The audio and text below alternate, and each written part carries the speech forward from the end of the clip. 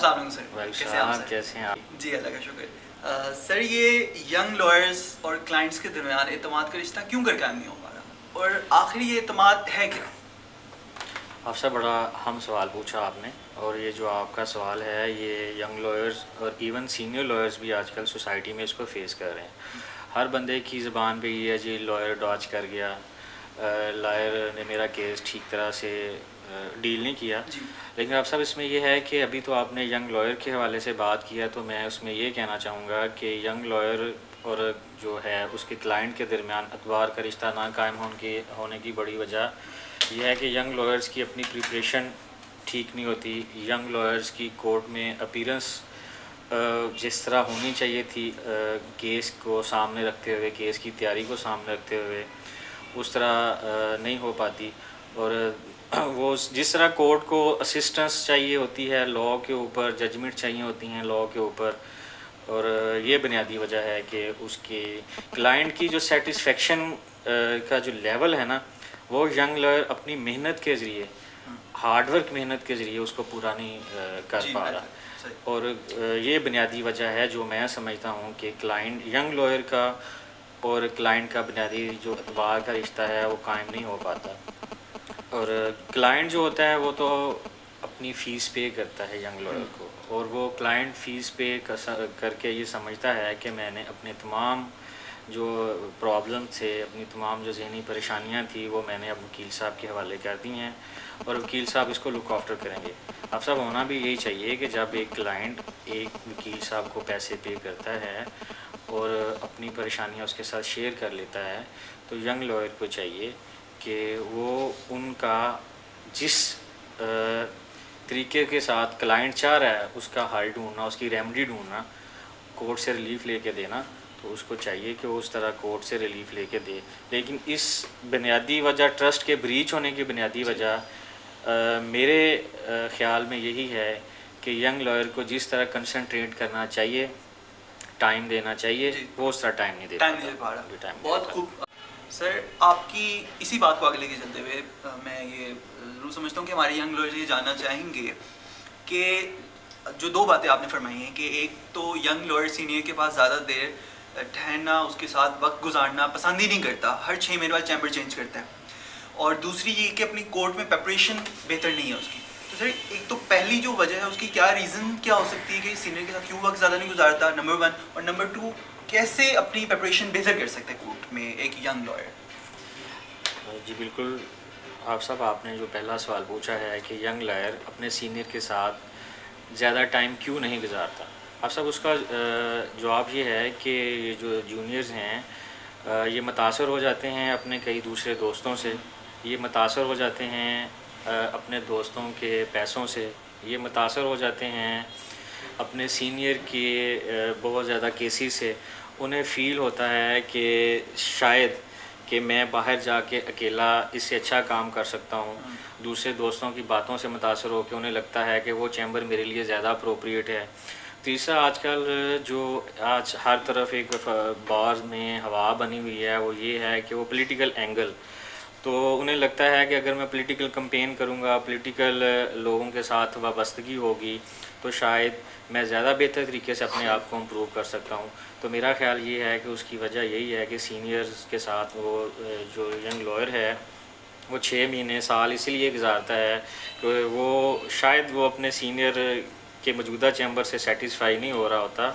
उसकी बुनियादी वजह बाहर का कुछ उसके दोस्त है, पॉलिटिकल जो एटमॉस्फेयर होता है वो होता है। बहुत जल्दी कुछ अचीव वो बहुत जल्दी कुछ अचीव करना चाह रहा होता है, बहुत जल्दी शॉर्ट टाइम में बहुत कुछ बनना चाह रहा होता है। तो अपने जो सीनियर की गाइडलाइन उसके लिए जो काफ़ी नहीं उसको समझ रहा होता, तो इसलिए इसे वो वहाँ से किनारा कशी इख्तियार कर लेता है, जो उसको नहीं करनी चाहिए। सब्र से, तहम्मुल से बैठ के उसको एक जगह पे कोई 3-4 साल ज़रूर गुजारने चाहिए। सही।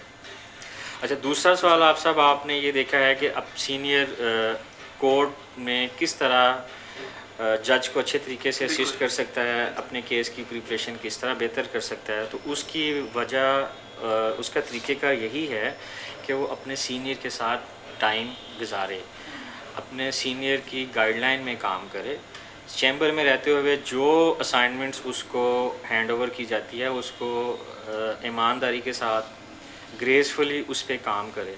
सीनियर अगर उसको सिविल कोर्ट्स में जाने का कह रहा है तो उसको सिविल कोर्ट में जाना चाहिए। उसको अगर कोई ड्राफ्ट हैंड ओवर किया जा रहा है तो उसको ड्राफ्ट पे तवज्जो देनी चाहिए। अगर उसको किसी केस में आर्ग्यूमेंट्स के लिए भेजा जा रहा है तो उसको चाहिए कि अपने ऑफिस में बैठ के आर्ग्यूमेंट्स तैयार करे, अपने सीनियर्स को अपने आर्ग्यूमेंट्स के बारे में बताए और उन आर्ग्यूमेंट्स को इम्प्रूव करने के लिए सीनियर की सजेशंस क्या होती हैं वो उन सजेशंस को अंडरस्टैंड करे, लर्न करे और उसके बाद फिर उसको कोर्ट में जाके अच्छे तरीके से वो आर्ग्यूमेंट्स पेश करने चाहिए। तो फिर उसको जो लॉ है, जो कोर्ट में प्रॉपर लॉ क्या है, उसका सेक्शन क्या है और रेलिवेंट जजमेंट्स कौन सी पेश की जा सकती हैं, तो वो सारी अगर वो प्रॉपर प्रिपरेशन के साथ जाएगा, हार्ड वर्क के साथ जाएगा तो अपने जो क्लाइंट का रिलीफ है, जो क्लाइंट डिमांड कर रहा होता है, क्लाइंट की तवक्कात के मुताबिक वो लेके उसको दे सकता है। वजह ये है कि क्लाइंट के केस में हम यंग लॉयर उस तरह प्रिपेयर होके नहीं जाता जिस तरह उसको प्रिपेयर होके जाना चाहिए था, क्योंकि उसने चीज़ें उस तरह वो नहीं सीखी होती, टाइम ज़्यादा नहीं गुजारा होता, तो फिर उसमें वो कमी कताई रह जाती है और अपने क्लाइंट की तवक्कात पे वो पूरा नहीं उतर रहा होता। जी, बेहतरीन, आपने बहुत अच्छा इसको एक्सप्लेन कर दिया। जी बिल्कुल, आपकी बात से ऐसे मालूम होता है कि जो हमारी 6 मंथ अप्रेंटिसशिप होती है वो भी इसी मकसद के लिए लगाई हुई है कि सीनियर की, एक मेंटोर की ज़रूरत बिल्कुल हो। मज़ीद आपसे इस पूछना चाहूँगा मैं कि एक यंग लॉयर अपनी कोर्ट अपीयरेंस को कैसे बेहतर कर सकता है? कौन से आदाब हैं जिसको मलूज़ खातिर रखना चाहिए उसको ड्यूरिंग कोर्ट अपीयरेंस? मौजूदा हालात के मुताबिक ये सवाल आपका बड़ा रेलिवेंट है जी। मैं समझता हूँ कि यंग लॉयर को कोर्ट में पेश होते वक्त ग्रेसफुल होना चाहिए, ऑनेस्ट होना चाहिए और ट्रस्टफुल होना चाहिए। कोर्ट में पेश होते वक्त इसको जो डेकोरम ऑफ द कोर्ट है वो हर तरीके से मैनेज करना चाहिए। कोर्ट स्टाफ के साथ उसका जो एटीट्यूड है वो भी बड़ा रिस्पेक्टफुल होना चाहिए। जज के साथ जो उसका मुकालमा है वो भी उसका रिस्पेक्टफुल होना चाहिए, क्योंकि लॉयर्स हैं ऑफिसर ऑफ द कोर्ट। उसके लिए ये है कि उसको प्रॉपर ड्रेसअप होना चाहिए। दूसरा ये है कि कोर्ट के दरमियान अपनी बारी का इंतज़ार करना चाहिए। अपने ऑपोजिट लॉयर को हमेशा रिस्पेक्ट दें। अपने आर्गूमेंट्स बड़े केयरफुली और क्लियर तौर पे जज के सामने रखने चाहिए। बच्चे जो होते हैं वो कोर्ट में अलाउड होते हैं, लेकिन अगर आपके क्लाइंट के साथ जो बच्चे आए हुए हैं कोर्ट में तो उनको साइलेंट और क्वाइट जो है रहना चाहिए। ठीक है जी। और अगर जब तक आपको कोर्ट डायरेक्ट नहीं करती अपनी बारी के लिए तब तक आपको बात नहीं करनी चाहिए। जब आपकी बारी आए तो वो आपको अपनी बारी पे बात करना चाहिए। सबसे इम्पोर्टेंट बात ये है कि हमें टूवर्ड्स द जज हमेशा ग्रेसफुल रहना चाहिए। कोर्ट को कभी भी मिसलीड नहीं करना चाहिए। लॉयर की ये प्राइमरीली रिस्पॉन्सिबिलिटी है कि कोर्ट को चीट नहीं करना, कोर्ट को मिसलीड नहीं करना, ट्रू फैक्ट्स ट्रू सेंस में कोर्ट के सामने रखने हैं। ये सारी चीज़ें हैं जो एक यंग लॉयर को कोर्ट में अपीयर होते वक्त और उसके एटीट्यूड में ये चीज़ें ज़रूरी हैं। कोर्ट डिमांड करती है हमसे कि ये चीज़ें एक लॉयर के एटीट्यूड में होनी चाहिए। बहुत खूब सर, आपने बहुत एक्सप्लेन इसको बेहतरीन तरीके से फरमा दी है। मैं खुद मेरे पर्सनल एक्सपीरियंस है कि जब मैं कोर्ट में पेश होता हूँ तो मुझे कोर्ट स्टाफ से इवन की शिकायत मिलती है कि जो यंग जनरेशन हमारी आ रही है, यंग लॉयर्स जो आ रहे हैं, ये निस्बतन ज़्यादा बदतमीज़ है, ज़्यादा डिसरिस्पेक्टफुल है towards the staff as well as the जज। अब सब उसकी वजह ये है ना कि हम ये समझ नहीं रहे होते, लेकिन वो हमारा इम्पोर्टेंट पार्ट है। हमें being a lawyer officer of the court जो हमारा कंडक्ट है वो यही है कि हम उनको रिस्पेक्ट दें, अदब के साथ बात करें। हमारे से पहले अगर कोई वकील साहब पेश हो रहे हैं तो हमें अपनी बारी का इंतज़ार करना चाहिए। हमें उन्हें सर कह के या भाई कह के भी एड्रेस करना चाहिए। अगर वो हमें कह रहे हैं कि सर मैं बिज़ी हूँ, थोड़े टाइम बाद आ जाएं, तो हमें थोड़े टाइम बाद चले जाना चाहिए।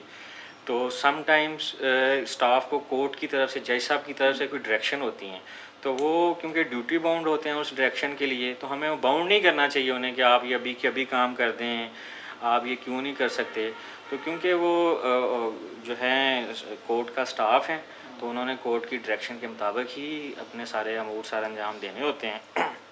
हमें भी फिर उनकी जो ड्यूटीज़ है ना, उनका खुश उसलूबी के साथ एहतराम करना चाहिए।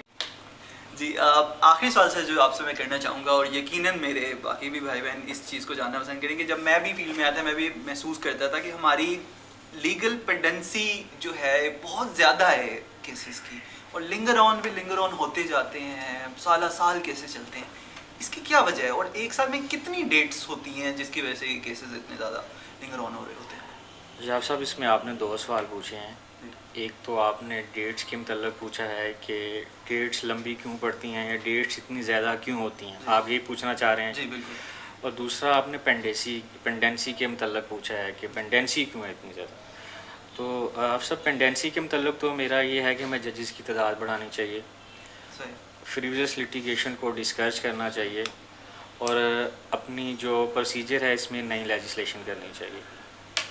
दूसरी बात यह है कि जो आपने पूछा कि डेट्स इतनी लंबी क्यों पड़ती हैं, कि जजेस की तादाद बढ़ाई जाए तो पेंडेंसी कम होंगी, पेंडेंसी कम होगी तो डेट्स भी कम बढ़ना शुरू हो जाएंगी। दूसरा इसमें यह है कि डेट्स लंबी पड़ने की एक वजह ये भी है, या केस लंबे होने की एक वजह ये भी है, to conclude the case on true basis, on merits, fair trial हम जिसे कहते हैं, ड्यू प्रोसेस हम जिसे कहते हैं, कि क्लाइंट हमसे एक्सपेक्ट कर रहा होता है कि केस जितनी जल्दी उसका रिलीफ मिल जाए, लेकिन उसकी वजह जो क्लाइंट अंडरस्टैंड कर नहीं पा रहा होता वो ड्यू प्रोसेस और फेयर ट्रायल होता है। मिसाल के तौर पे एक एप्लीकेशन आ जाती है जी, उस एप्लीकेशन में आ गई है, उस एप्लीकेशन को सिर्फ जज साहब ने देख के तो फैसला नहीं ना करना, उस एप्लीकेशन के ऊपर सेकंड पार्टी की तरफ से एक जवाब आएगा, फिर उसके ऊपर आर्ग्यूमेंट्स होंगे, आर्ग्यूमेंट्स के बाद फिर उसके ऊपर डिसीजन आएगा। और ये जो सारा टाइम पीरियड है, और जो आजकल हमारी कोर्ट की प्रैक्टिस है, जब एक एप्लीकेशन आती है तो उसके ऊपर जवाब आने तक टाइम लग जाता है, जवाब आने के बाद फिर उस पर दोनों पार्टीज़ के आर्ग्यूमेंट्स होने तक टाइम लग जाता है, तो वो फिर उस पर डेट्स पड़ती हैं तो फिर केस लंबा होता है। तो क्लाइंट ये समझ रहा होता है कि जी के ये वकील साहब लंबी डेटें पढ़वा रहे हैं, वकील साहब इसको जल्दी से सॉर्ट आउट नहीं कर रहे होते, लेकिन बुनियादी वजह उसकी फेयर ट्रायल होता है, एक ड्यू प्रोसेस होता है, जिसको ना तो वकील उससे बच सकता है, ना कोर्ट उसको ओवरलुक कर सकती है। तो लंबी डेट होने की बुनियादी वजह यही है मोस्टली केसेस में, fair trial and due process. तो अगर फेयर ट्रायल और ड्यू प्रोसेस को छोड़ दिया जाए तो केसेस के जो फैसले हैं, जो जजमेंट्स हैं, फिर तो वो मेरिट के मुताबिक नहीं होंगी, वो रीज़नेबल नहीं होंगी, तो फिर इससे भी फिर इनजस्टिस होगा, इंसाफ को जिस तरह डिलीवर होना चाहिए वो नहीं होगा। तो लंबी डेटें केसेस बढ़ने की वजह, ज़्यादा केसेस को लॉन्ग चलने की वजह, एक बुनियादी वजह ये फेयर ट्रायल भी है, जो बहुत ज़रूरी है केसेस को अपने मंतकी अंजाम तक पहुंचाने के लिए। सर बहुत आपने सेटिस्फैक्ट्री इसका आंसर किया, thank you so very much. और होपफुली ये वीडियो जो होगी हमारे यंग लॉयर और भाई बहन के लिए बहुत ज़्यादा हेल्पफुल होगी इंशाल्लाह उनके अपकमिंग प्रोफेशन के लिए। सर आपका बहुत शुक्रिया, थैंक यू वेरी मच, आपने वक्त में से अपने वक्त निकाला, बहुत शुक्रिया सर आपका, थैंक यू सो मच।